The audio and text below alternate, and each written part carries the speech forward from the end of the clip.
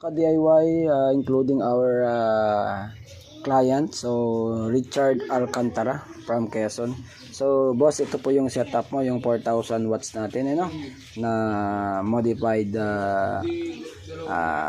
sine wave, maximum of 300 watts lang to, bossing, alam mo naman, bossing, hindi po tayo na makunat, ordinary inverter lang yan, pero okay naman siya, mga ka-DIY, tested naman na natin. So yan, mga ka-DIY, positive negative mo, yung positive mo is kulay white, negative mo yung kulay yellow. So positive sa red, negative dun sa black. So yan, ang panel nito, bossing, 390 watts maximum, 30 ampere yung controller. So ang battery mo ay kaya po nito hanggang 200 ampere o AH po, bossing, dito yung load. Gusto mo mag-connect dito, bossing, ng ilaw mo na 12 volts tsaka solar po mo 12 volts, pwede dito. Dito naman pwede mo i-connect dito yung ilaw mo na 12 volts tsaka solar pan. And then dito naman, boss, sa gitna, yun yung 220, AC yan, yun yung 220. So yan, bibidyoin ko, boss, para alam mo pag dumating na. Ito yung LBD po, ito po yung switch nito. Pag ito ay pinatay mo, hindi na po under ang LBD. Ang trabaho naman po ng LBD, ito po yung nagdi-disconnect pag lobat na, Pag 12 volts siya, mamatay na po ito, Pag 12.1 pataas hanggang 12.7, na under po siya ulit. So testingin natin, bossing, So on natin itong breaker, itong panel mo, bossing, itong positive, itong negative, battery mo positive, negative. Okay, i-on na natin yung battery. So ang ganda ng reading, bossing, 12.7 o 13 kanina. Okay, so yan, bossing, once na ganyan ang reading mo, bossing, under po itong inverter kasi nag-red po doon, nag-red siya.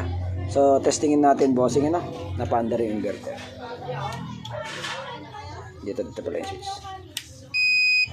Yan, umandar na siya. Nag-blue na, ay nagkulay green na doon, bossing, means pwede na po siyang umandar. And then may kuryente na po ito. And then meron na pong linya din ito, pag na-on na po yung breaker. So testerin natin to, bossing, saglit lang. So yan, bossing, continuous tayo, So tetesterin na natin tong output ng 220 mo. So yan yung tester natin. Tingnan natin, tutusok natin dito.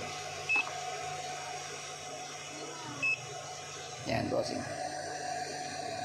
Yan, 225 volts. So okay naman, boss, may voltahe na siya, lumalabas na, bossing, So yan, bossing. So tetestingin naman natin ito sa TV at saka clip fan para makita nyo po, at saka yung ilaw nya na, bossing, So saglit lang, bossing, i-pause ko muna.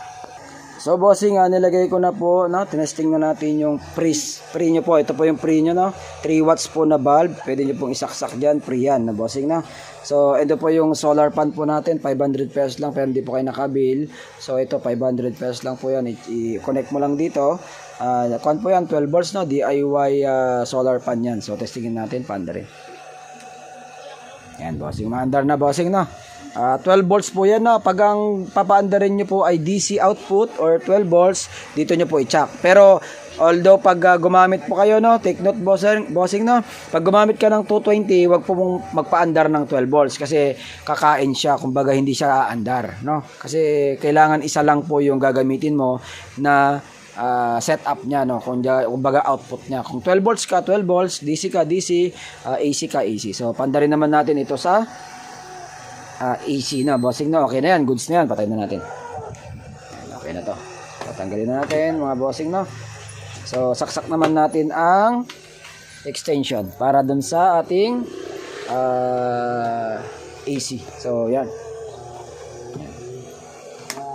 bossing, ilaw natin. Yan. So bossing, makita mo, yung wire na yan pupunta po dun sa TV, So yan, pupunta yan sa TV. Yan, and then pailaw natin yung ilaw dito. So yan, ito yung extension. So saksak natin yung clip pan.